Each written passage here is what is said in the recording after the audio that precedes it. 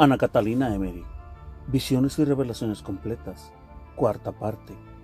La vida de Jesucristo y de su Madre Santísima. Capítulo 19. La partida hacia el Templo de Jerusalén. He visto a Joaquín, a Ana y a su hija mayor, María de Elí, ocupados toda la noche preparando paquetes y utensilios. Ardía una lámpara con varias mechas. A María Elí la veía con una luz ir de un lado a otro. Unos días antes, Joaquín había mandado a sus siervos que eligieran 5 de cada especie de los animales de sacrificio, entre los mejores, y los había despachado para el templo. Formaban estos animales una hermosa majada. Después tomó 2 animales de carga y los fue cargando con toda clase de paquetes, vestidos para la niña y regalos para el templo. Sobre el lomo del animal acomodó un ancho asiento para que se pudiera sentar cómodamente. Los objetos que se cargaron estaban acondicionados en bultos y atados, fáciles de llevar. Vi cestas de diversas formas sujetas a los flancos del animal. En una de ellas había pájaros del tamaño de las perdices. Otros cestos, semejantes a cuévanos de uvas, contenían frutas de toda clase. Cuando el asno estuvo cargado completamente, tendieron encima una gran manta de la que colgaban gruesas borlas. Todavía quedaban 2 sacerdotes, uno de ellos era muy anciano, que llevaba un capuz terminado en punta sobre la frente y 2 vestiduras, la de arriba más corta que la de abajo. Este sacerdote es el que se había ocupado el día anterior en el examen de María, y le he visto dar otras instrucciones más a la niña. Tenía una especie de estola colgante. El otro sacerdote era más joven. María tenía en aquel momento algo más de 3 años de edad. Era bella y delicada, y estaba tan adelantada como un niño de 5 años de nuestro país. Sus cabellos lisos, rizados en sus extremos, eran de un rubio dorado y más largos que los de María Cleofás, de 7 años, cuya rubia cabellera era corta y crespa. Casi todas las personas mayores llevaban largas ropas de lana sin teñir.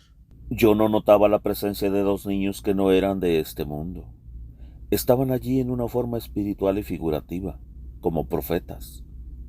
No pertenecían a la familia y no conversaban con nadie. Parecía que nadie notaba su presencia. Eran hermosos y amables. Tenían largos cabellos rubios y rizados. Mirando a uno y otro lado, me dirigieron la palabra. Llevaban libros, probablemente para su instrucción. La pequeña María no poseía libro alguno, a pesar de que sabía leer. Los libros no eran como los nuestros, sino largas tiras de más o menos media vara de ancho, enrolladas en un bastón, cuyas extremidades asomaban por cada lado. El más alto de los 2 niños se me acercó con uno de los rollos desplegados en la mano y leyó algo, explicándomelo luego. Eran letras de oro, totalmente desconocidas para mí, escritas al revés, y cada una de ellas parecía representar una palabra entera. La lengua me era completamente desconocida también, y, sin embargo, la entendía perfectamente. Lástima que haya olvidado la explicación. Se trataba de un texto de Moisés sobre la zarza ardiente. Me declaró: como la zarza ardía y no se quemaba, así arde el fuego del Espíritu Santo en la niña María, y en su humildad es como si nada supiera de ello. Significa también la divinidad y humanidad de Jesús, y como el fuego de Dios se une con la niña María. El descalzarse lo explicó como que la ley se cumplía. La corteza caía y llegaba ahora a la sustancia. La pequeña bandera que traía a la extremidad del bastoncito significaba que María empezaba su camino, su misión para ser madre del Redentor.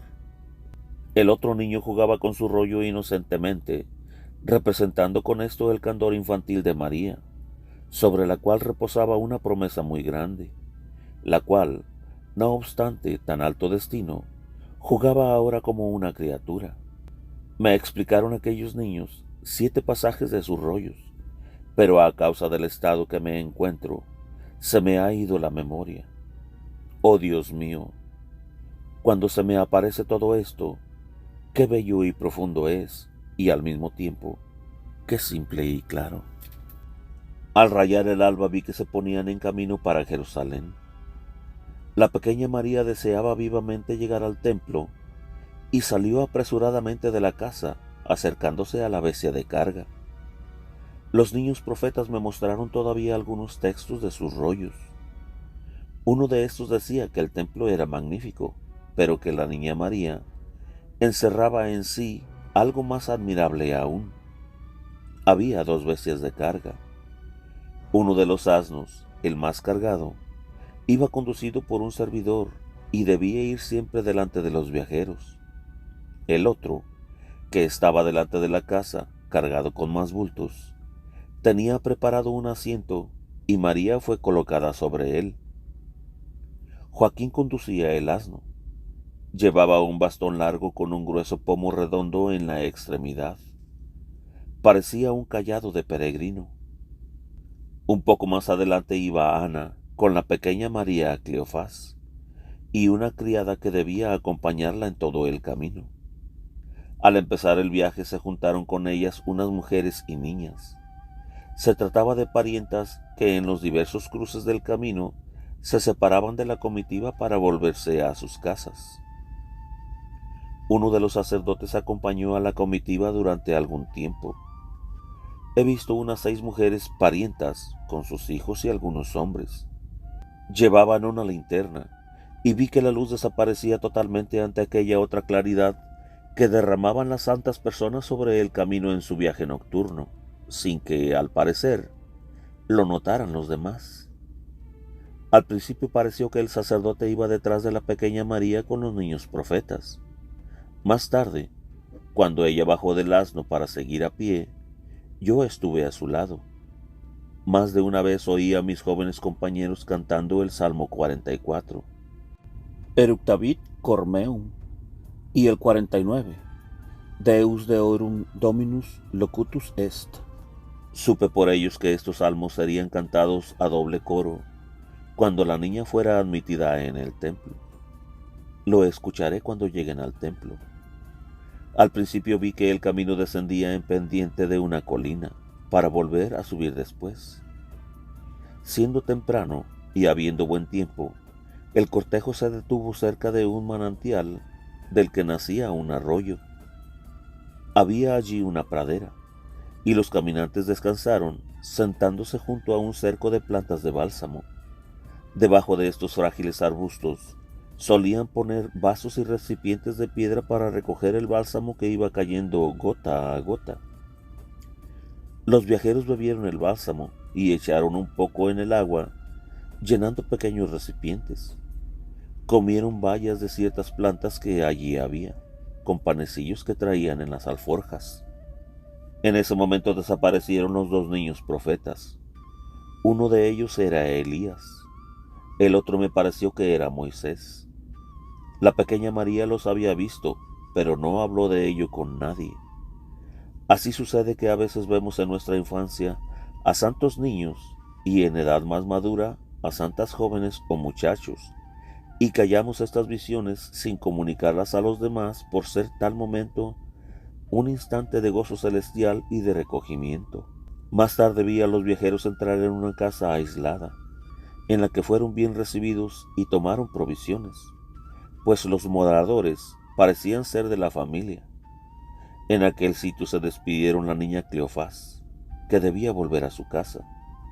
Durante el día vi el curso del camino, que suele ser bastante penoso, pues hay muchas subidas y bajadas. En los valles hay a menudo neblina y rocío. Con todo, veo algunos lugares mejor situados donde brotan flores. Antes de llegar al sitio donde debían pasar la noche, hallaron un pequeño arroyo. Se hospedaron en una posada al pie de una montaña en la cual se veía una ciudad. Por desgracia, no recuerdo el nombre de esa ciudad, pues la he visto durante otros viajes de la Sagrada Familia, por lo cual confundo los nombres. Lo que puedo decir es que ellos siguieron el camino que tomó Jesús en el mes de septiembre, cuando tenía 30 años, e iba de Nazaret a Betania, y luego al bautismo de Juan. Y aún esto lo digo sin certidumbre completa. La Sagrada Familia hizo más tarde este camino en la época de la huida a Egipto. La primera etapa fue Nazara, pequeño iñao entre Mazalot y otra ciudad ubicada en la altura, más cercana a esta última. Veo por todas partes tantas poblaciones cuyos nombres oigo pronunciar, que luego confundo unos con otros. La ciudad cubre la ladera de una montaña y se divide en varias partes, si es que realmente todas forman una misma ciudad. Allí falta agua y tienen que hacerla subir desde el llano con la ayuda de cuerdas. Veo allí torres antiguas en ruinas. Sobre la cumbre de la montaña hay una torre que parece un observatorio con un aparato de mampostería que tiene vigas y cuerdas, como para hacer subir algo desde la ciudad. Hay una cantidad tan grande de estas cuerdas que el conjunto aparenta mástiles de buques. Debe haber como 1 hora de camino desde abajo a la cumbre de la montaña, desde donde se disfruta de una espléndida vista muy extensa. Los caminantes entraron en una posada situada en la llanura. En una parte de la ciudad había paganos, considerados como esclavos por los judíos, debiendo someterse a rudos trabajos en el templo y en otras construcciones. Noviembre 4 del año 1821. Esta noche he visto a la pequeña María llegando con sus padres a una ciudad situada a 6 leguas más o menos de Jerusalén en dirección noroeste. Esta ciudad se llama Ben Jorón y se encuentra al pie de una montaña. Durante el viaje atravesaron un pequeño río que desemboca en el mar en los alrededores de Jope, donde enseñó San Pedro después de la venida del Espíritu Santo. Cerca de Ben Jorón tuvieron lugar grandes batallas que he visto y olvidado. Faltaban aún 2 leguas para llegar a un punto del camino, desde donde se podía divisar Jerusalén. He oído el nombre de este lugar, que ahora no puedo precisarlo. Bet Jorón es una ciudad de levitas de cierta importancia. Produce hermosas uvas y gran cantidad de frutas. La santa comitiva entró en la casa de unos amigos que estaba muy bien situada. Su dueño era maestro en una escuela de levitas y había allí algunos niños. Me admira ver allí a varias parientas de Ana, con sus hijas pequeñas, que yo creía que habían regresado a sus casas al principio del viaje. Ahora advierto que llegaron antes, tomando algún atajo, quizás para anunciar la llegada de la santa comitiva. Los parientes de Nazaret, de Séforis y Zabulón, que habían asistido al examen de María, se hallaban allí con sus hijas. Vi, por ejemplo, a la hermana mayor de María con su hija María de Cleofás, y a la hermana de Ana, venida de Séforis con sus hijas. Con motivo de la llegada de la pequeña María, hubo grandes fiestas. María fue llevada en compañía de otras niñas a una gran sala y puesta en un asiento alto, a semejanza de un trono dispuesto para ella. El maestro de la escuela y otras personas hicieron toda clase de preguntas a María y le pusieron guirnaldas en la cabeza. Todos estaban asombrados por la sabiduría que manifestaba en sus respuestas. Oí hablar en esta ocasión del juicio y prudencia de otra niña que había pasado por allí poco antes, volviendo de la escuela del templo a la casa de sus padres. Esta niña se llamaba Susana, y más tarde figuró entre las santas mujeres que seguían a Jesús. En otra ocasión Ana Catalina dijo que esta niña era parienta de María. María ocupó su puesto vacante en el templo, pues había un número fijo de plazas para estas jóvenes. Susana tenía 15 años cuando dejó el templo, es decir, cerca de 11 más que la niña María. También Santa Ana había sido educada allí a la edad de 5 años. La pequeña María estaba llena de júbilo por hallarse tan cerca del templo. He visto a Joaquín que la estrechaba entre sus brazos, llorando y diciéndole: «Hija mía, ya no volveré a verte». Habían preparado comida y mientras estaban en la mesa, vi a María ir de un lado a otro, apretarse contra su madre, llena de gracia, o deteniéndose detrás de ella, echarle los bracitos al cuello. Noviembre 6. Esta mañana muy temprano vi a los viajeros salir de Ben Jorón para dirigirse a Jerusalén. Todos los parientes con sus criaturas se habían juntado a ellos y lo mismo los dueños de la casa. Llevaban regalos para la niña, consistentes en ropas y frutas. Me parece ver una fiesta en Jerusalén. Supe que María tenía en ese momento 3 años y 3 meses. En su viaje no fueron a Usen, Shera ni a Gofna, a pesar de tener allí amistades. Pasaron solo por los alrededores. Vi que el maestro de los levitas con su familia los acompañó a Jerusalén. Cuanto más se acercaban a la ciudad, tanto más se mostraba María contenta y ansiosa. Solía correr delante de sus padres.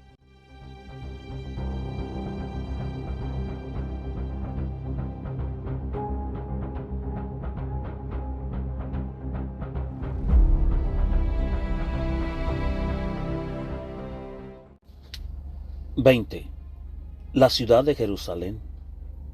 Hoy al mediodía he visto llegar la comitiva que acompañaba a María al templo de Jerusalén. Jerusalén es una ciudad extraña. No hay que pensar que sea como una de nuestras ciudades, con tanta gente en las calles. Muchas calles bajas y altas corren alrededor de los muros de la ciudad y no tienen salida ni puertas. Las casas de las alturas, detrás de las murallas, están orientadas hacia el otro lado, pues se han edificado barrios distintos y se han formado nuevas crestas de colinas y los antiguos muros quedaron allí.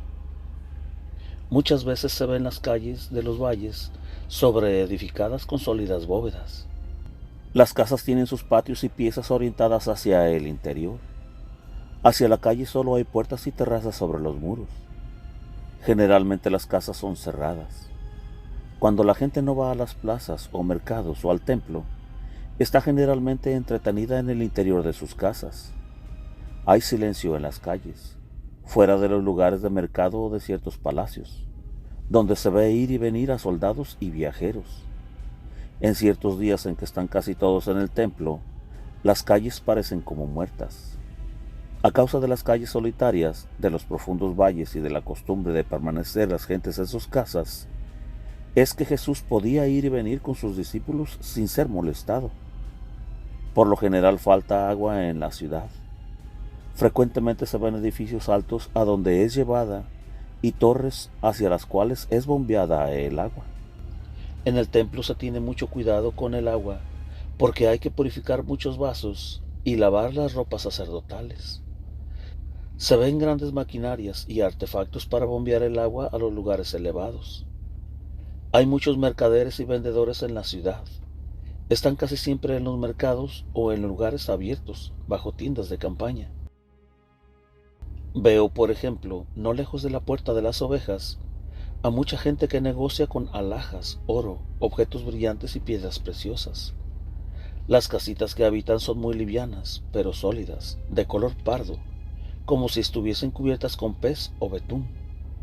Adentro hacen sus negocios. Entre una tienda y otra están extendidas lonas, debajo de las cuales muestran sus mercaderías. Hay, sin embargo, otras partes de la ciudad donde hay mayor movimiento y se ven gentes que van y vienen cerca de ciertos palacios. Comparada Jerusalén con la Roma antigua que he visto, esta ciudad es mucho más bulliciosa en las calles. Tenía aspecto más agradable y no era tan desigual ni empinada. La montaña sobre la cual se halla el templo está rodeada, por el lado en que la pendiente es más suave, de casas que forman varias calles detrás de espesos muros. Estas casas están construidas sobre terrazas colocadas unas sobre otras. Allí viven los sacerdotes y los servidores subalternos del templo, que hacen trabajos más rudos como la limpieza de los fosos, donde se echan los desperdicios provenientes de los sacrificios de animales. Hay un costado norte, creo, donde la montaña del templo es muy escarpada. En todo lo alto, alrededor de la cumbre, se halla una zona verde formada de pequeños jardines pertenecientes a los sacerdotes. Aún en tiempos de Jesucristo se trabajaba siempre en alguna parte del templo. Ese trabajo no cesaba nunca. En la montaña del templo había mucho mineral, que fue sacado y empleado en la construcción del mismo edificio. Debajo del templo hay fosos y lugares donde funden el metal. No pude encontrar en este gran templo un lugar donde poder rezar a gusto. Todo el edificio es admirablemente macizo, alto y sólido. Los numerosos patios son estrechos y sombríos, llenos de andamios y de asientos. Cuando hay mucha gente, causa miedo encontrarse apretado entre los espesos muros y las gruesas columnas. Tampoco me gustan los continuos sacrificios y la sangre derramada en abundancia, a pesar de que esto se hace con orden e increíble limpieza. Hacía mucho tiempo que no había visto con tanta claridad como hoy los edificios, los caminos y los pasajes. Pero son tantas las cosas que hay aquí que me es imposible describirlas con detalles. Los viajeros llegaron con la pequeña María por el norte a Jerusalén. Con todo, no entraron por ese lado, sino que dieron vuelta alrededor de la ciudad hasta el muro oriental, siguiendo una parte del valle de Josafat. Dejando a la izquierda el monte de los olivos y el camino de Betania, entraron en la ciudad por la puerta de las ovejas, que conducía al mercado de las bestias. No lejos de esa puerta hay un estanque donde se lava por primera vez a las ovejas destinadas al sacrificio. No es esta la piscina de Betseda. La comitiva, después de haber entrado en la ciudad, torció de nuevo a la derecha y entró en otra barriada, siguiendo un largo valle interno dominado de un lado por las altas murallas de una zona más elevada de la ciudad, llegando a la parte occidental en los alrededores del mercado de los peces, donde se halla la casa paterna de Zacarías de Hebrón. Se encontraba allí un hombre de avanzada edad, creo que el hermano de su padre. Zacarías solía volver a la casa después de haber cumplido su servicio en el templo. En esos días se encontraba en la ciudad y, habiendo acabado su tiempo de servicio, quería quedarse solo unos días en Jerusalén para asistir a la entrada de María al templo. Al llegar la comitiva, Zacarías no se encontraba allí. En la casa se hallaban presentes otros parientes de los contornos de Belén y de Hebrón, entre ellos 2 hijas de la hermana de Isabel. Isabel tampoco se encontraba allí en ese momento. Estas personas se habían adelantado para recibir a los caminantes hasta un cuarto de legua por el camino del valle. Varias jóvenes los acompañaban llevando guirnaldas y ramas de árboles. Los caminantes fueron recibidos con demostraciones de contento y conducidos hasta la casa de Zacarías, donde se festejó la llegada.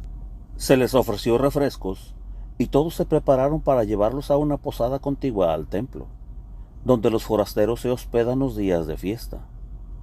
Los animales que Joaquín había destinado para el sacrificio habían sido conducidos ya desde los alrededores de la plaza del ganado a los establos situados cerca de esta casa. Zacarías acudió también para guiar a la comitiva desde la casa paterna hasta la posada. Pusieron a la pequeña María su segundo vestidito de ceremonias con el peplo celeste. Zacarías iba adelante con Joaquín y Ana, luego la niña María rodeada de 4 niñas vestidas de blanco, y las otras chicas con sus padres cerraban la marcha. Anduvieron por varias calles y pasaron delante del palacio de Herodes y de la casa donde más tarde habitó Pilatos. Se dirigieron hacia el ángulo noreste del templo, dejando atrás la fortaleza Antonia, edificio muy alto situado al noroeste. Subieron por unos escalones abiertos en una muralla alta. La pequeña María subió sola, con alegre prisa, sin permitir que nadie la ayudara. Todos la miraban con asombro. La casa donde se alojaron era una posada para días de fiesta, situada a corta distancia del mercado del ganado. Había varias posadas de este género alrededor del templo, y Zacarías había alquilado una. Era un gran edificio con 4 galerías, en torno de un patio extenso. En las galerías se hallaban los dormitorios, así como largas mesas muy bajas. Había una sala espaciosa y un hogar para la cocina. El patio para los animales enviados por Zacarías estaba muy cerca. A ambos lados del edificio habitaban servidores del templo que se ocupaban de los sacrificios. Al entrar los forasteros, se les lavaron los pies, como se hacía con los caminantes. Los de los hombres fueron lavados por hombres, y las mujeres, hicieron este servicio con las mujeres. Entraron luego en una sala en medio de la cual se hallaba suspendida una gran lámpara de varios brazos sobre un depósito de bronce lleno de agua, donde se lavaron la cara y las manos. Cuando hubieron quitado la carga del asno de Joaquín, un sirviente lo llevó a la cuadra. Joaquín había dicho que sacrificaría y siguió a los servidores del templo hasta el sitio donde se hallaban los animales, a los cuales examinaron. Joaquín y Ana se dirigieron luego con María a la habitación de los sacerdotes, situada más arriba. Aquí la niña María, como elevada por el espíritu interior, subió ligerísimamente los escalones con un impulso extraordinario. Los dos sacerdotes que se hallaban en la casa los recibieron con grandes muestras de amistad. Uno era anciano y el otro más joven. Los dos habían asistido al examen de la niña en Nazaret y esperaban su llegada. Después de haber conversado del viaje y de la próxima ceremonia de la presentación, hicieron llamar a una de las mujeres del templo. Era esta una viuda anciana que debía encargarse de velar por la niña. Habitaba en la vecindad con otras personas de su misma condición, haciendo toda clase de labores femeniles y educando a las niñas. Su habitación se encontraba más apartada del templo que las salas adyacentes, donde habían sido dispuestas, para las mujeres y las jóvenes consagradas al servicio del templo, pequeños oratorios, desde los cuales podían ver el santuario sin ser vistas por los demás. La matrona, que acababa de llegar, estaba también envuelta en su ropaje, que apenas podía vérsele la cara. Los sacerdotes y los padres de María se le presentaron, confiándola a sus cuidados. Ella estuvo dignamente afectuosa, sin perder su gravedad. La niña María se mostró humilde y respetuosa. La instruyeron en todo lo que se relacionaba con la niña y su entrada solemne en el templo. Aquella mujer bajó con ellos a la posada, tomó el ajuar que pertenecía a la niña y se lo llevó a fin de prepararlo todo en la habitación que le estaba destinada. La gente que había acompañado a la comitiva desde la casa de Zacarías regresó a su domicilio, quedando en la posada solamente los parientes. Las mujeres se instalaron allí y prepararon la fiesta que debía tener lugar al día siguiente. Noviembre 7. Joaquín y algunos hombres condujeron a las víctimas al templo al despuntar el nuevo día, y los sacerdotes las revisaron nuevamente. Algunos animales fueron desechados y llevados enseguida a la plaza del ganado. Los aceptados fueron conducidos al patio donde habrían de ser inmolados. Vi allí muchas cosas que ya no es posible decirlas en orden. Recuerdo que antes de inmolar, Joaquín colocaba su mano sobre la cabeza de la víctima, debiendo recibir la sangre en un vaso y también algunas partes del animal. Había varias columnas, mesas y vasos. Se cortaba, se repartía y ordenaba todo. Se quitaba la espuma de la sangre y se ponía aparte la grasa, el hígado, el vaso, saliéndose todo. Se limpiaban los intestinos de los corderos, rellenándolos con algo y volviéndolos a poner dentro del cuerpo, de modo que el animal parecía entero, y se ataban las patas en forma de cruz. Luego, una gran parte de la carne era llevada al patio donde las jóvenes del templo debían hacer algo con ella, quizás prepararla para el alimento de los sacerdotes o ellas mismas. Todo esto se hacía con un orden increíble. Los sacerdotes y levitas iban y venían siempre de dos en dos. Este trabajo complicado y penoso se hacía fácilmente, como si se efectuase por sí solo. Los trozos destinados al sacrificio quedaban impregnados en sal hasta el día siguiente, en que debían ser ofrecidos sobre el altar. Hubo hoy una gran fiesta en la posada, seguida de una comida solemne. Habría unas 100 personas, contados los niños.